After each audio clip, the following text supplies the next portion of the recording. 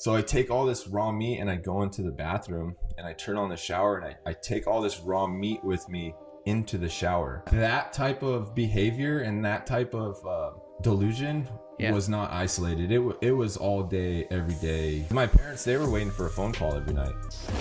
This is Hard Knox Talks. This episode originally aired June 17th, 2024. What's up, man? How you doing? What's up, Daniel? How are you, buddy? I'm doing good. Thanks for joining me today. Thanks for toughing out the tech struggles and for saying a little prayer to the tech gods and hoping that we get through this hour. I appreciate your tenacity, man. That's awesome. So yeah, it's always sucks when you're trying to just have a conversation and now you got tech issues in the back of your head at the same time. Yeah, no kidding. So I found you on Instagram. Your tagline here is "Follow me for a good time," and you're pretty funny, man. I got to admit, like some of the shorts that you do, they really resonated with me. That one in particular, you're sitting there, or you're covered up in a blanket, and you've got the white powder all over your face, and you can hear the birds chirping, and your heart is racing. You're like, Trish trying to party, and like, man, I don't know how many nights I've been there. Like I've been there so many times. And in fact, like the birds work their way into a lot of my social media posts, like my memes and stuff, because like everybody who's had a problem knows what it's like when you're like, you go hard until 3-4 o'clock in the morning and then everything shuts down and you're still racing and you got to listen to the birds judge you on your way home.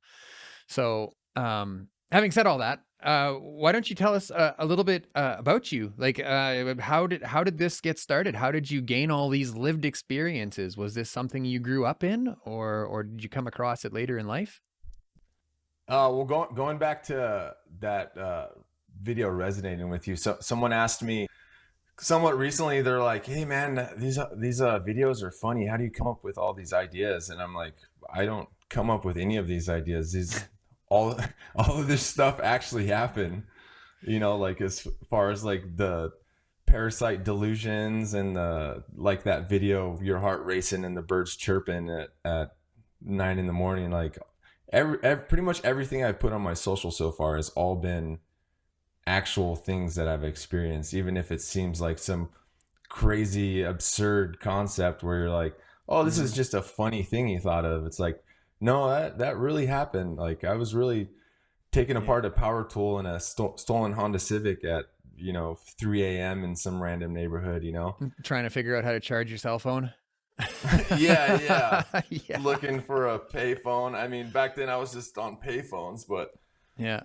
I mean, I started. I mean, going back to how I ended up sober or strung out in the first place. I mean, it was a gradual thing for me. I don't really come from a troubled household or anything like that. I think my biggest issue was maybe just some sort of chemical imbalance that I was, congenital, something I was born with, inability to manage emotions. And I mean, as far as I could remember back, I've had an issue being able to manage my own emotions from birth, it seems like.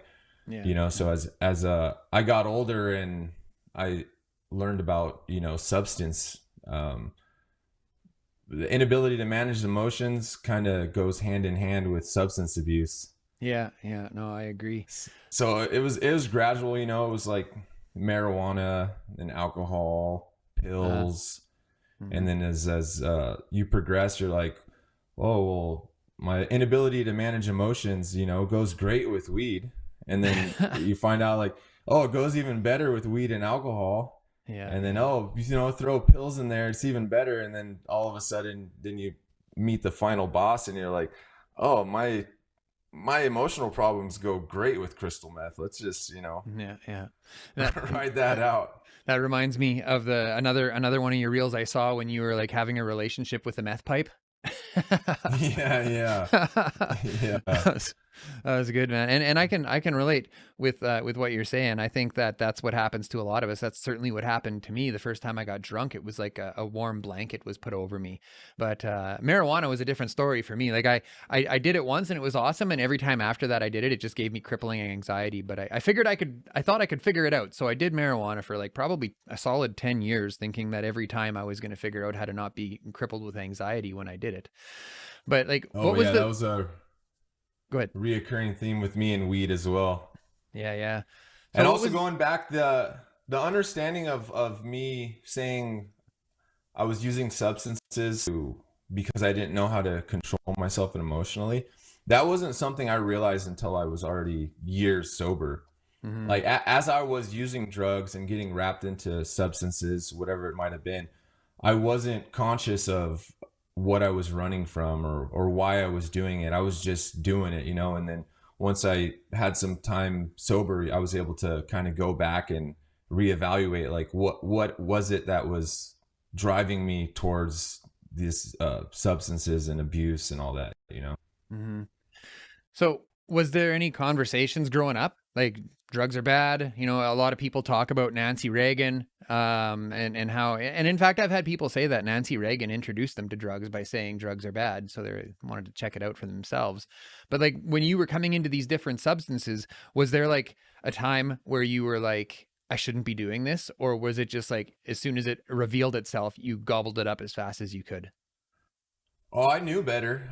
Like I said, I wasn't raised in a broken home. My dad is sober. My dad's a recovering addict, and he got sober, which is fucked up that he got sober when I was a kid for me. Hmm. So I wasn't raised in a house where abusing drugs or alcohol or any of that was okay. You know, so I've known my whole life that it's not the path to take, you know. Hmm. Hmm. So, Which, I mean, my dad's not a program guy, but my first NA meeting I ever went to, I was 16 years old with oh my wow. dad Were you there when I because was you already struggling with drugs. did you realize at that time, like, was that your doing? You're like, Dad, I got a problem, take me to a meeting? Or was this something that your dad like imposed on you?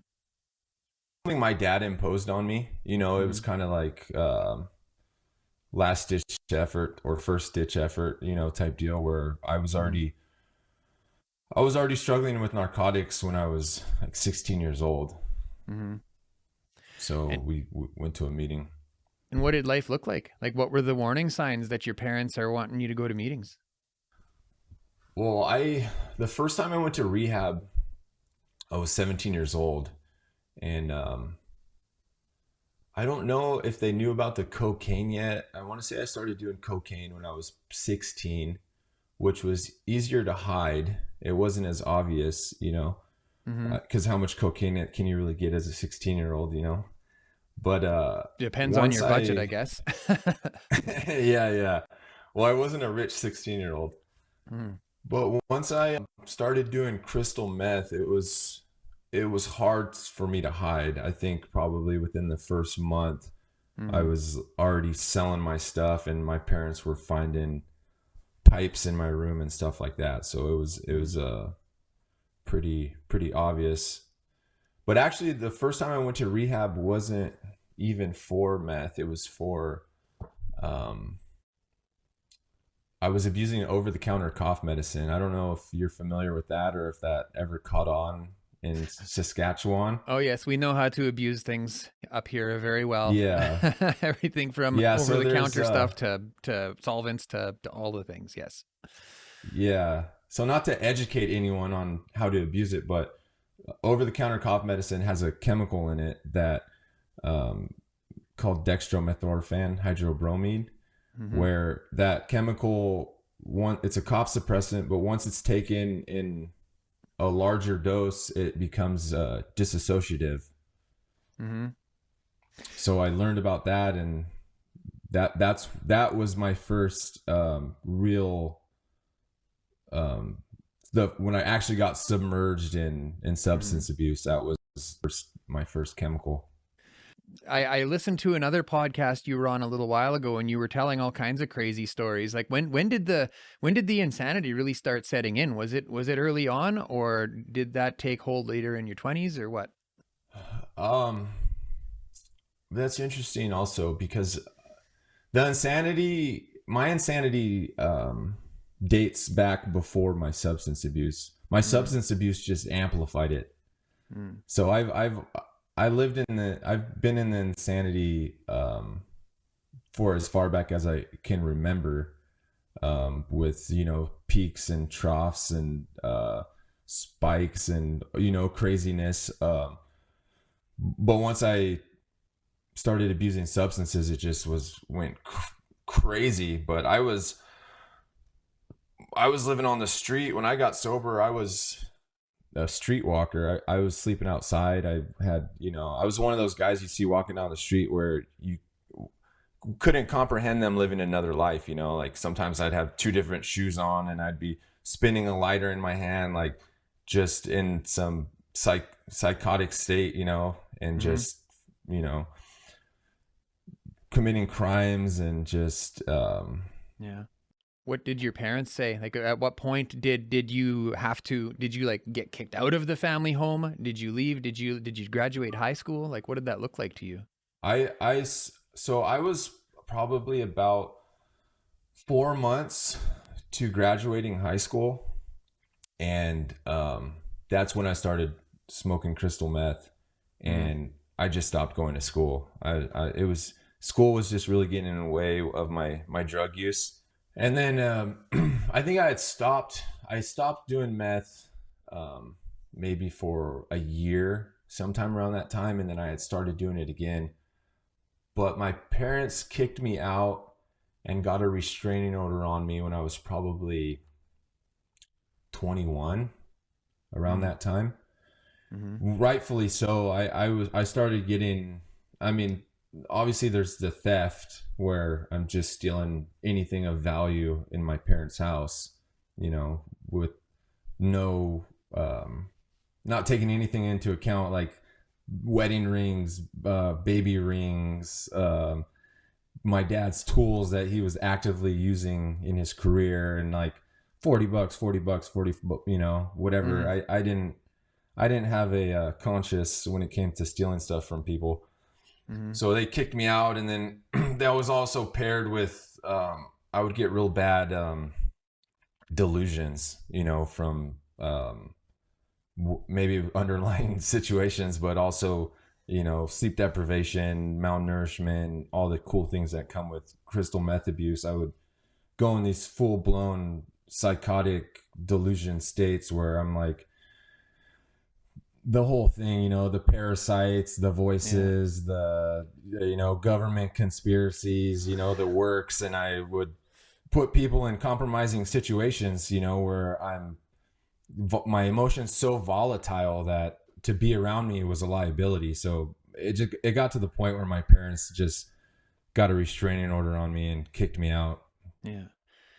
And what happened then? Like, what was that any sort of clue to you, or did you just continue on the street? Oh, that didn't that it was interesting because I always knew what I was doing was wrong. Mm, I was never, and maybe it was a blessing in disguise. I was always in my active addiction, completely conscious of what I was doing being wrong. I wasn't in, because from my understanding, I feel like a lot of people who come from those broken homes or come from a world of substance abuse, like their dad and mom are crystal meth users, and going to prison is like a rite of passage, and that's yeah. just they're like, that's just what life is. You do drugs, you commit crimes, you go to prison, you get out, you do drugs, Yeah. where Yeah. they're in the addiction of the drug, um, with no other option in their head. Yeah. I Yeah. was always in my addiction aware, like, I'm strung out right now, I'm addicted to this drug. I'm not supposed to be robbing houses, I'm not supposed to be going to mental hospitals, like Mhm. it was almost like I was experiencing this traumatic situation, like in a As third it person. unfurled, like Yeah, yeah, like it watching from the was, outside kind of thing. yeah, exactly. Yeah, yeah. So you mentioned that you started going to meetings at 16 years old. Did you ever have any times in your life before this final time? I mean, you're 12 years into your recovery right now. Um, I'm wondering, did you have any stints of recovery before that maybe didn't stick? No, so I started smoking weed um, in 8th grade, whenever that is. So from the time I was in 8th grade till the time I got sober in 2012, when I was 23, um, I was on some sort of substance, whether it was a more simple thing like weed Mhm. or robbing houses high on crystal meth. From day one of smoking weed to the first time till the end of my thing, I was on something every single day. Wow. Um, so what did it then for you? I mean, it sounds like you've had some pretty crazy experiences. Why don't you tell us a bit about some of those experiences that sort of clued you in finally? Um, so at the end, like I was saying, like my psychosis was really bad. It wasn't even reasonable. To be paranoid that the government was following you is a more Mhm. reasonable psychosis than the shit that I was experiencing. Mhm. So there's a I had, benchmark. There's a benchmark of psychosis. Like this is reasonable and this is unreasonable. yeah, yeah. I mean, when you're talking about the government, at least you're talking about things that exist. Okay, You that's know, fair. Yeah, yeah, the government exists. Spying does exist. yeah. That's true. Conspiracies do exist. The shit I was wrapped up in wasn't even shit that had ground to stand on. Uh huh. You know, Yeah. so that was an ongoing thing. Like I sometimes I'd be in the same psychosis for weeks or months. Where Hmm. it was like this weird. It sounds crazy to say, but it was like weird, like inner galactic parasites living in my eyes and my skin and my tissues. And I Hmm. would just get in these like crazy just it was just insanity. It was Oh, just I was and out I of my mind. just to put your mind at ease here, you're in good company. You know, like I remember day 3 would roll around and I would see bugs crawling everywhere. And my wife Donna, she's off. Well, she's usually co-host of the show here. She can talk about. She used to call it the evil, which was like what you're saying. Like there's parasites in the drywall and there's parasites here, and like we actually had an exterminator come in one time and to look at like what's this in the drywall, and he comes and he looks at it and he's like, there's no charge for today's business, but there's nothing here. Yeah, So a I funny get it. story. So you talking about the exterminator? A funny story I have with my parasite thing is I was so convinced that these parasites were just like living in the carpet. This was when I was still sometimes staying at my parents' house. And I thought these parasites were just like living in the carpet and like just everywhere, and I didn't want to go in my room because I'm like, I go in my room and they're just gonna engulf me. And so I Yeah. remember this one specific time I was just in some crazy delusion, and I got like a bunch of uncooked hot dogs, and I like stabbed a bunch of like holes in all these uncooked hot dogs, and I was just soaking them in Raid bug spray. Uh-huh. And I just had these hot dogs soaking in bug spray. And I just remember like going around the corner, like looking into my bedroom and like tossing these hot dogs into my bedroom. Just completely out of my mind. Just Parasites thinking like hot like dogs, you thought, or what? what part of my delusion was that the parasites liked other foods. So Uh-huh. it was it's a whole I don't know how in detail you want to get with my insanity, but Yeah, well, yeah, it was that's a crazy. good glimpse. We've got Clean and Sober Nation in the chat here. Good to see you again this morning. Let's see. Clean and Sober Nation says, when I smoked meth, I saw tons of tree people, got clean and they all moved out. Today, I am a tree hugger. Thanks for the comment there, Susan. That's a full circle story right there. That's amazing. So we used to do all kinds of crazy things. Donna and I, we graduated from fentanyl to methadone, and then we got kicked off the methadone because we were on meth. And when we got onto meth, man, that's when things went real sideways for us. There was lots of crazy shit that was happening. So, well, there's another story.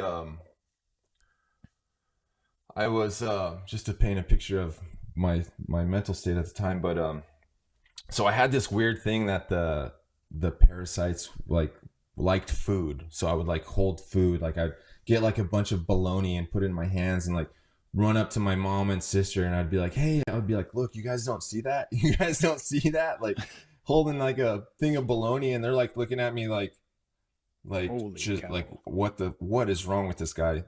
yeah. So I remember one time it was probably like 3 a.m, and I'm staying at my parents' house, probably not supposed to be there, but I'm at my parents' house, and like I have this thing with like meats and food and the parasites, and I'm in up for how many days, who knows, and I'm in my my kitchen, and I'm like doing my weird meat psychosis thing, and I open up the freezer, and I'm like, there's just like a bunch of raw meat in there, raw steaks or whatever, and I'm like, this is what I need. This is gonna solve the problem. So I end up defrosting all this raw meat, and I'm like, dude, I have it everywhere. Like I need a serious, parasite cleansing, So I take all this raw meat, and I go into the bathroom, and I turn on the shower, and I take all this raw meat with me into the shower. Wow. So now I'm like in my bathroom, like with all this raw meat, like just all over. I'm in the shower, like with all this, and this is probably a nasty story, but I'm like in the bathroom, and it's like 3 a.m. probably. I'm taking a shower, and I have this raw, like handfuls of steaks, and I'm just rubbing raw meat all over my body, and I'm like freaking out. Well, I'm freaking out. So I get out of the shower, I get dressed, and I leave, and I'm gone for knows, how many other days. But my mom wakes up in the morning and goes into the bathroom, and there's just blood and flesh and chunks of flesh and all over the bathroom, and there's no explanation for that except there's been a murder, it was just, so she thought I had killed someone or something and had come to the house, and until she put the pieces together and saw the raw meat in the kitchen and like saw what was going on, and it kind of explained a little bit that. So what was it then? Like, that's wow. That okay, you win the messed up story fight. So we're gonna get into what brought you into recovery, and you've been in recovery for 12 years now, and we're gonna get into all that and how you stay sober even through the hard times in recovery. But before we do, I'm just gonna shout out today's sponsors, and then we'll get back at it. Sound good? Got it. All right, EHN Canada is Canada's leading provider of mental health and addiction services, providing evidence-based, medically assisted care with 1-year wraparound services for those suffering from substance use disorder. In Saskatchewan, their care is 100% supported by Saskatchewan Health. To learn more, find their link in the show notes below. Wellness News Choice for Healthy Living is a local resource that works to connect people to health and wellness-related products, services, and expert advice from industry professionals, locally allowing us to connect and engage. Check out wellnessnews.ca or skwellnesshub.ca today to learn more. If you'd like to see our content uncensored, we are now offering channel memberships. There is a lot of things we can't show you without getting restricted, so if you want the full conversation, or to check out our merch, or if you want to show us some love and buy us a coffee, all of those links are in the show notes below. So, holy cow. Okay, so that is probably the most graphic story that we've heard for a while. Oh, it's graphic, man. And it wasn't like an isolated, that particular situation was an isolated situation, but that type of behavior and that type of delusion was not isolated. It was all day, every day, 365. Like I was in a state of paranoia and delusion and like extreme behavior, for years it was like that, which obviously that's going to play, to go back to what you're saying, that's going to play a large role in the clues that I have a problem. Yeah. Hang on one sec here. We got one more comment. I always love celebrating clean time when I see it in the chat. Lana Marie, thank you so much for joining us today. Lana says, I am a recovering addict. I am a recovering addict. I have 3 years since my last rehab and won the war, but the battle against my addiction never ends. Thanks for being here today, Congrats, Lana. Lana. Yeah, appreciate you joining us and sharing that with us. It matters. So tell us, what brought you into recovery? Was it one final incident that sort of like kicked you in the head, or what was it? It was just compounding over time. So I mean, like I said, I had the psychosis, and then my body got to a point where I couldn't even walk around the streets anymore. My back was just so messed up, and I just was so malnourished and dehydrated all the time. And I was in and out of jail for years. Since 16, 17 years old, I started going to juvie and then jail, and it seemed like every 3 months I was in jail. Mm. Then I was staying somewhere. I was squatting. I was staying with some lady and her daughter who were strung out, and my paranoia got so bad they ended up leaving their own apartment because I wouldn't leave. And then I was squatting in this apartment. Then I ended up getting kicked out of the apartment, and I was back on the street. And then I was on the street. I ended up robbing my parents' house, where they had a restraining order on me, and I went to their house and popped open a window and robbed their house. And I got arrested that day. And I got arrested, and when the cop got me, I had 9 warrants at the time. And then the new charge, which was whatever it was, residential burglary was the initial charge, which they ended up dropping it to possession of stolen property. So that was my 10th charge. So I went to jail, and I ended up getting sentenced to do 3 months. So it was 90 days in county jail. They just ran all my charges concurrent. So now I'm in jail, and I have 2 choices. I could either be in jail with the mind state, I'm just going to get out and do the same thing that I was doing, or I'm going to sit in jail for those 3 months and look inward on myself and start figuring out what my problem is and what I can do to mitigate that once I get released. Because I had done jail time before, and in jail I'm like, oh, I'm not going to do drugs when I get out, period. Yeah, no internal work. I didn't think I had to like figure out triggers or figure anything out within myself. I thought I could just say, oh, I'm not going to do drugs when I get out, and then get out and everything was going to be fine. Yeah. And I'd do a month or 2, and I'd get out, and within 3 days I'd be using again. Yeah. So I had the trials and the errors of sober time in jail not sticking or succeeding in that. So this last time I was like, I got 3 months to try to figure out what's going on within my own head that's going to help me stay sober when I get out. Yeah. So I was in those I made that decision pretty soon when I was in jail, like, okay, let's take this opportunity to figure some things out and get sober. So I was in jail, and it started with I would repeat these mantras that I would come up to myself. Those were on like the early, week 1, where my central nervous system's just still absolutely shot. Like the ability to like just recall ideas or count to 10 was hard for me because my brain was so dissolved, from these years of abusing drugs. So it just started, I would just lay in bed, and I started counting to 10, 1, 2, 3, 4, I would count to 10, and then from there I would repeat these like positive affirmations to myself, like I'm healthy, I'm going to stay sober, I'm happy, I don't have parasites. I don't have parasites. Yeah. So I would just repeat these things over in my head over and over. And then I started working out. So then I would work out every morning in jail, you know, and I'd repeat these mantras. And then I ended up getting a book from someone called The 48 Laws of Power by Robert Greene. Mm-hmm. I don't know if you're aware of that book. It's an awesome No. book. And as soon as I started reading this book, I was like, oh, this book found me when it was supposed to find me, in the place it was supposed to find me. And I just became obsessed with this book.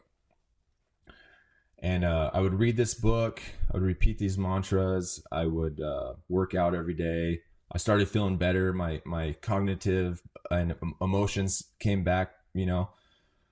Read these books, take notes. There was some other literature in there I found helpful, you know.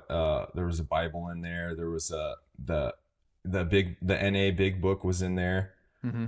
So I would be reading all these books, just like taking notes. Like I was taking, like in jail, like reading these books, like taking notes and meditating and clearing my thoughts and going inward in myself, like as if I was going to be tested on this stuff. Like I was dedicated to figuring something out about myself. Mm-hmm. So I did those 3 months and I got out, and I was just fully committed to staying sober.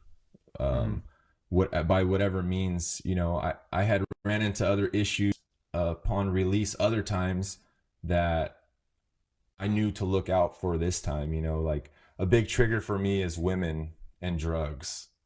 That's like my Drugs are a bread and massive butter. trigger. Yeah. So before I would get out and I'd have some clean time from jail, and I'd be like, oh, well, you know, my problem's drugs, not the women that do drugs. So I'd go and hang out with these chicks who are strung out on meth still. And then, I mean, what did I think's going to happen, you know? Yeah. So I had some lessons learned, and when I got out that time, the first thing I did was I got a gym membership. And I tell people that to this day, people who are trying to get sober or newly sober, the first thing I always tell people is you need to get physically active. Like you need to get your body moving, especially if you've been abusing it for so long. Like you need to get the blood pumping. You need to get your brain functioning properly again. It also helps set up a routine in your life. And it also starts giving you motivation, and you see changes in the physical form, which helps you get motivated that something is changing, you know. Yeah. And the gym hits all those things, you know. Yeah. Dopamine and all of it, you know. So what was it like when you came out of jail, your thoughts cleared and you start remembering, or maybe your loved ones start telling you about these things that you did, you know, like your meat shower there and stuff like that.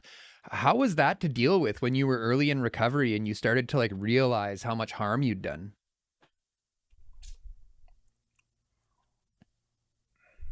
Probably the only thing that affected me emotionally, like I know I did some up stuff in my addiction that negatively affected a lot of things.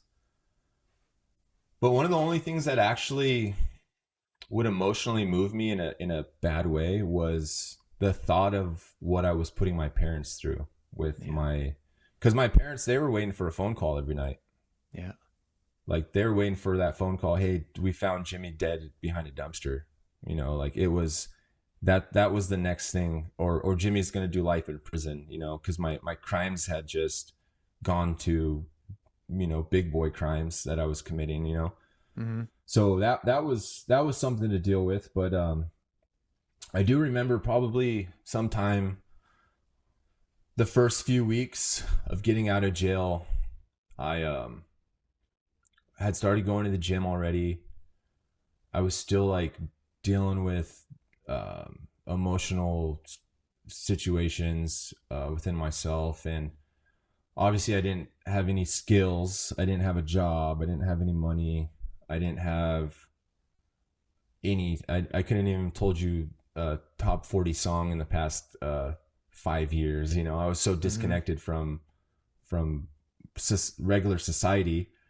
And I remember sitting in my living room with my parents, and just like my heart was still bothering me, you know, my back was just in pain still. And I just remember breaking down out of like almost like defeat, like, and just having just like falling onto the floor and just like crying, and then just sitting there with my parents, and I was just in like a hysterical state. Like, I don't know if I could do this. I feel like I did so much damage in every aspect of my life, whether it was socially or economically and health wise, spiritually. Yeah. Like, I had just spent so much, you know, 10 years of my life abusing drugs, just completely destroying every aspect of my life, that I just couldn't see how I was going to climb out of that darkness, even at that point with almost 4 months clean, you know. Mm-hmm. Just like sanity just seems so far away still. Like functioning and succeeding in life just seems so far still. Yeah. Yeah. So what kept you in it then? You mentioned before the show that you don't really identify as a stepper, like as a program guy or whatever, but you did say that you still like go to meetings. I don't know how often or whatever, but like that was a thing for you. But early on, you know, and for anyone out there who might be listening and is early on, what was it? I mean, if you broke down and you didn't know what to do, how did you keep putting one foot in front of the other? I think with that question, I think a lot of times it's people's responses to that is oversimplified, in my opinion.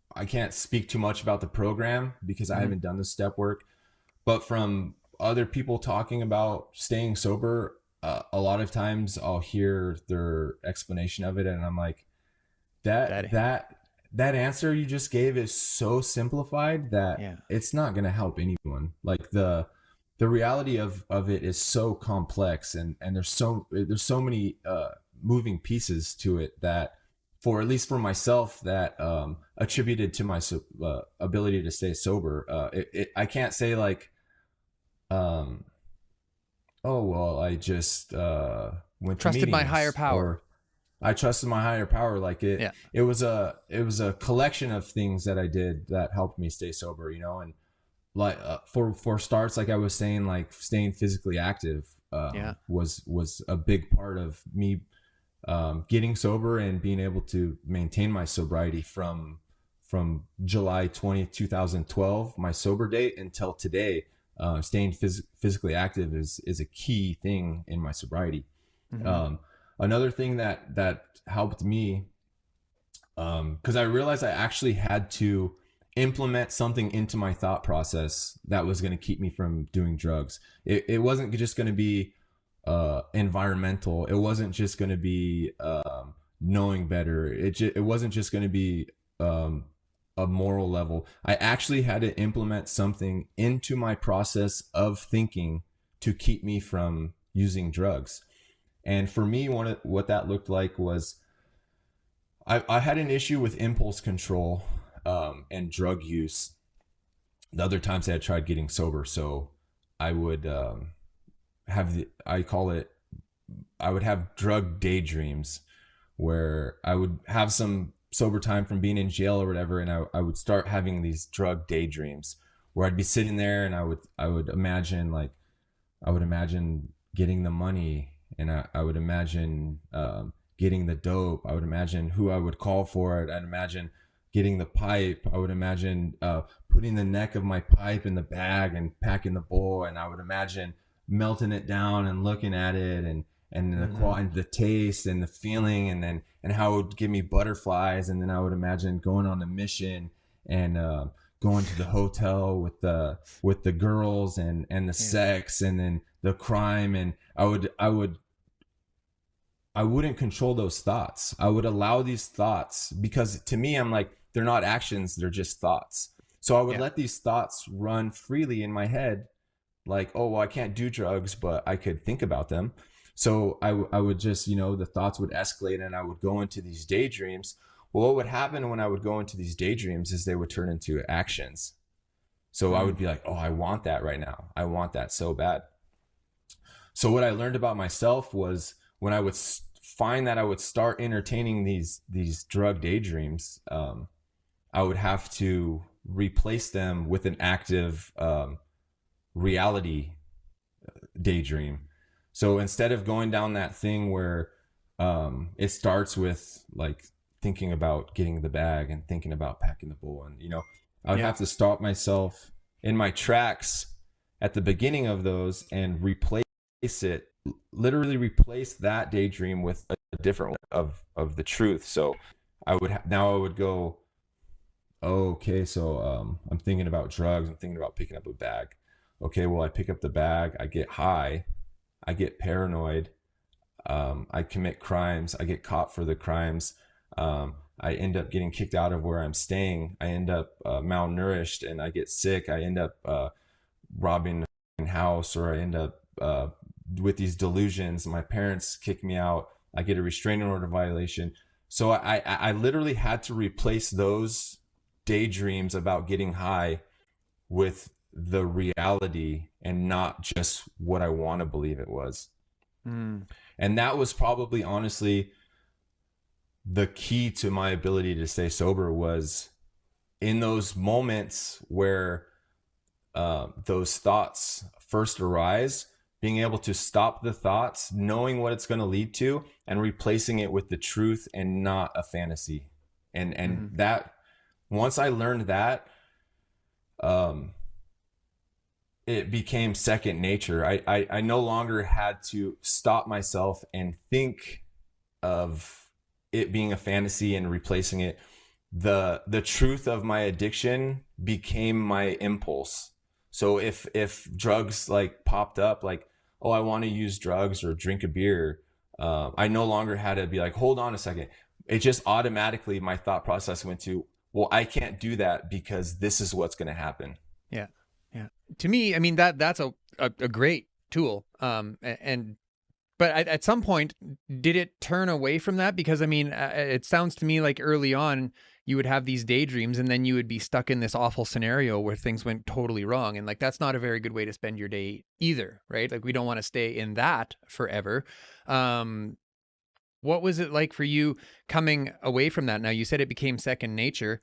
Was there a point where you started replacing those thoughts with positive things, like with things like, okay, I can't do drugs because I'm doing these amazing things? Like, what did that transition look like? I'm an artist, so that was part of what I was doing at the time too. I was able to create art again. Okay. I was able to make connections with healthy people who were normal people who had jobs and lived inside, and and didn't have meat showers very often. yeah, meat showers. And then I got a job and I started saving up some money. I was able to get a car again. I met a girl, and I was getting in shape. My body was transforming. My delusions were gone. My ability to control my emotions started getting better and better, which resulted into more happiness. So there was nothing. There was nothing in my sobriety that was negative. It was all on a upward trajectory. So yeah, everything and then just motivation to succeed. Like, the motivation to succeed in life, especially coming from below baseline. I was below the starting point where everyone else starts at. I was at negative 30% success. So that gave me a motivation. I was like, well, let's see what I can achieve in life. And sobriety was going to be the only way that I was going to be able to achieve anything. So I that became a motivating factor also. Like, I want to see what I can make out of this life that I've absolutely destroyed. And when did it start? Now you said, you know, life went on an upward trajectory. Do you remember the first time that you maybe had the thought like, wow, my life is really good, and we're actually able to experience that gratitude? That's something I've always struggled with, is practicing gratitude. Mm, And I'm not it's not a proud character trait that I have, but it definitely is a character trait. mm-hmm, I like to say I have the disease of more, where mm, what I have, um, I never take the time to stop. I mean, there's glimpses, there's minutes, there's seconds, there's, but I have an issue taking the time and stopping and seeing what I have and appreciating it and being grateful for it. mm-hmm, And I'm sure that's somehow tied into my sickness as an addict. mm-hmm. Um, is always wanting more, which has fueled my success also, but has probably also been detrimental to my overall happiness. Mm-hmm. So there's been moments, success I think looks different to everyone. Mm-hmm. So one person I think can find gratitude in just being emotionally healthy, Mm-hmm. and another person needs to own a giant house. Yeah. Yeah. um, I typically would always find myself in just always being in that trajectory and not I can taking relate. time to I can yeah. relate. I mean, And I don't want to make this a therapy session. no, it's okay. It's okay. But I can relate, you know, as I started this podcast, for example, I started to really notice that same thing that you're talking about, in my life, where I would come to a milestone, you know, like, oh, I got this many followers, or, oh, I got this many watch hours, or this many down, or whatever, you know, whatever, success that I would find. As soon as I achieved that, you know, I got the nice microphone or whatever, I would already want more. You know, it's like, so, and that just led me to believe that the gift isn't in the things. It's not in the destination. It's not, I've reached this milestone, this milestone, this milestone. The gift is in the journey. That's where the true Yeah. gift of life is. And for us, and for me to sit here and say like, oh, well, I'm just going to use your words, and because I relate so deeply to what you just said. What I'm learning is like, oh, I have the disease of more. Well, that's, you know, that's typically how a lot of people describe the disease of addiction, if you believe the disease model. But for me, I'm starting to learn like that's a human condition thing. And that's just, I'm learning to be grateful for the struggle in that way, because that's where I feel fulfillment, is when I'm trying to achieve things. When I recently bought this, like we bought a home, and we moved into, you know, I was able to build a bigger studio and all of the things, and I'm so grateful for that. But when that happened, I got depressed because I lost who I was. I was the guy that was getting these things. I was the guy that was fighting towards these things. And when I got them, I didn't know who I was anymore. And that affected me very negatively for a short while. Now I have come to find new mountains to climb, and new obstacles, and all of the things. But, you know, can you buy into that? You know what I'm saying? Oh, 100%. And it goes to something that is almost a universal lesson that you're taught your whole life, that you refuse to accept until you're there. The big one being money doesn't buy happiness. It truly And doesn't. everyone knows that saying. Everyone's been taught that saying. Everyone's been told that from people who've experienced, but you think it's bullshit until you experience it for yourself, And Yeah. I'm grateful for the situation I found myself in financially, and all that stuff, and being able to provide for myself and finding success in that part of life. But um, it's not there. The thing you're Yeah. looking for isn't there. Yeah. And Yeah. unless you're happy, and even hearing myself say this, I feel like, how many times have you heard someone say this, and how many people don't listen? But until you're happy with who you are and until you're happy with what you already have, you're going to obtain these things and climb this ladder financially or socially or whatever it is. And you're going to figure out that person that you were before and how you felt before, whether it's positive or negative, is the same person who's going to meet you there at those levels of, Yeah. you know, and it's just, Well, and I can't stress enough to people that, don't look for happiness somewhere other than where you already are right now, because it's not there, you know. yeah. Well, and something that I've come to also realize is that in that climb for success in recovery or in healing and all that you want, whether, like you mentioned, whether that's a big house or lots of friends or whatever, you miss out on the life that you already have, because you're so focused on something somewhere else that you're missing the gifts that you have right now. Odds are everyone out there watching today, you know, like if you're in recovery and you've been fighting that good fight and you've been having success, your life is probably already good, you know, and you're depressed because it's not something else and you're missing where you're at right now in this present moment. You know what I'm saying? Yeah, for sure. And that's what the goal, like you were saying a second ago, the goal always changes. You know, the person who's sitting there listening today, that's like, something's not right about my life. I don't have it. I don't feel happy. I need $20,000, a car, and a girlfriend. Well, let me give you a spoiler alert. You get that $20,000, you get that car and that girlfriend, and there's something else that's going to take your attention now that you don't have.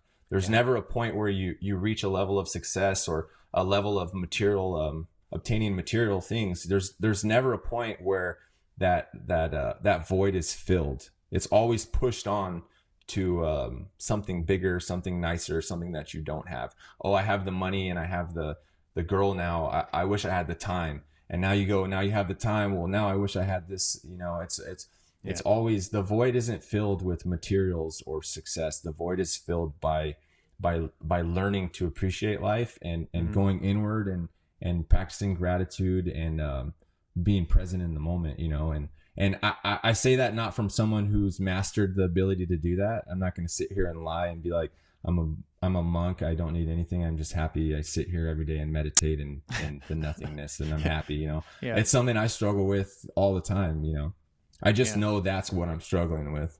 Yeah. So you recognize it now. Yeah, I recognize it. Yeah, and it took me to get to that point of, and like I said, I don't want to ever sound ungrateful for the opportunities that I've been given, but it took me to that point of making X amount of dollars and achieving X amount of success and buying my house with my swimming pool and buying the car and the new truck and all these things. You know, it took me having to actually do those things to realize that those things weren't the answer to my problem. Isn't that interesting that we did the same thing with drugs? We had to go to that place to realize that that's not the solution. And we found hardship just the same, both in addiction and in success. Isn't that? Yeah. And I think that has to do with the addict mind. Yeah. The addict mind is the addict mind, whether it's the obsession with money and material possessions, or whether it's the drugs or another beer or another hit. You know, I feel like the mind is processing both of these events identically. They're just it's just processing these events to different things, you know. Yeah.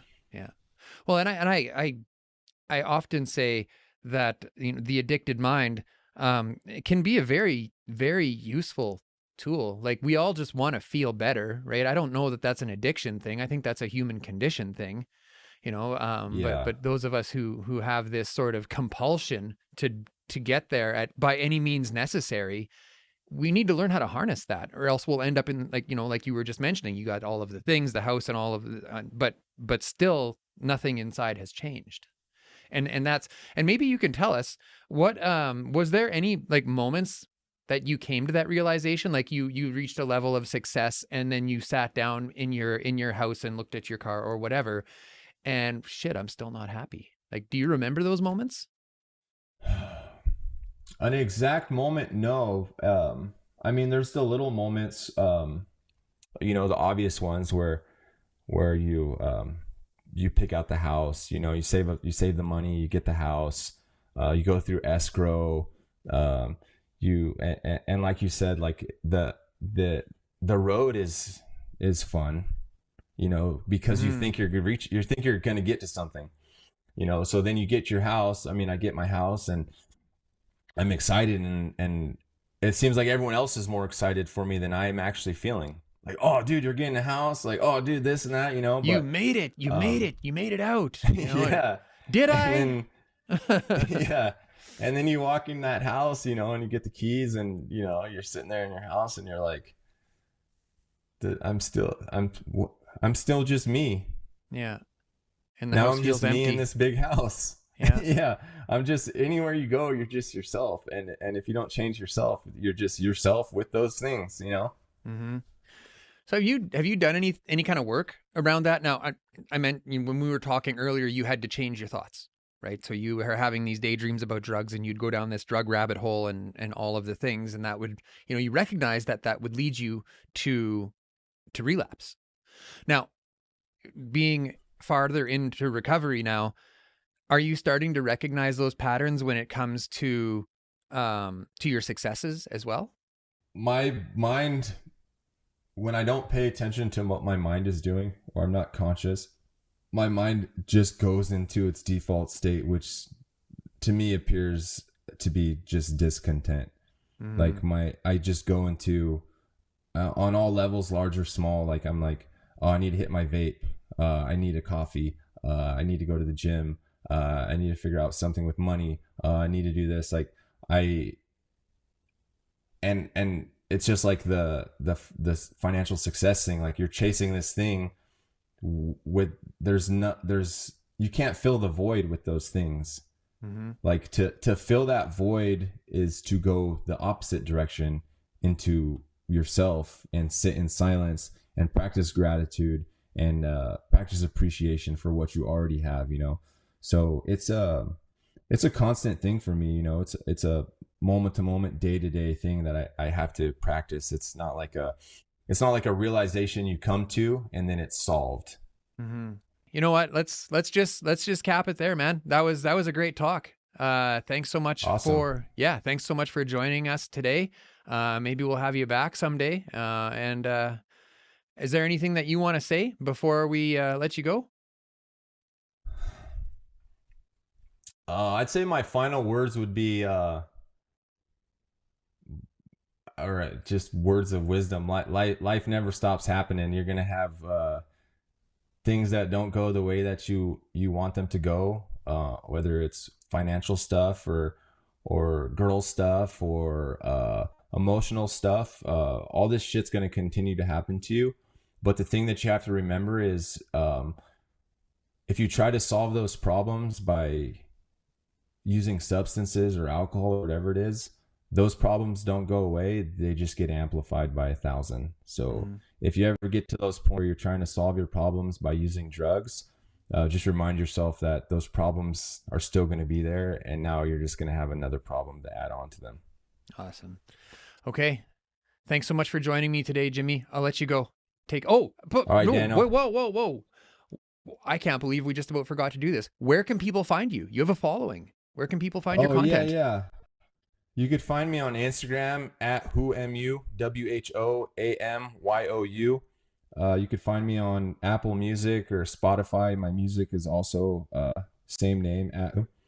I'm a painter. If you're interested in any art, just contact me on Instagram, or if you need to contact me for any reason, I'm usually pretty good at responding to direct messages. Awesome. Okay, we'll cap it. Thanks so much, Jimmy. Take care for now. All right, Daniel. Have a good day, buddy. Yeah. Hold up. If this conversation gave you something to think about or something to talk about, help us keep it going. Give us a like, subscribe so you don't miss what's next. Drop a comment. We read them all.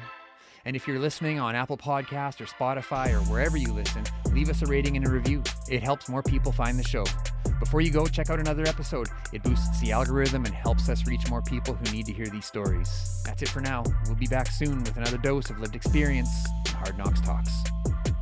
Say, this is Hard Knocks Talks.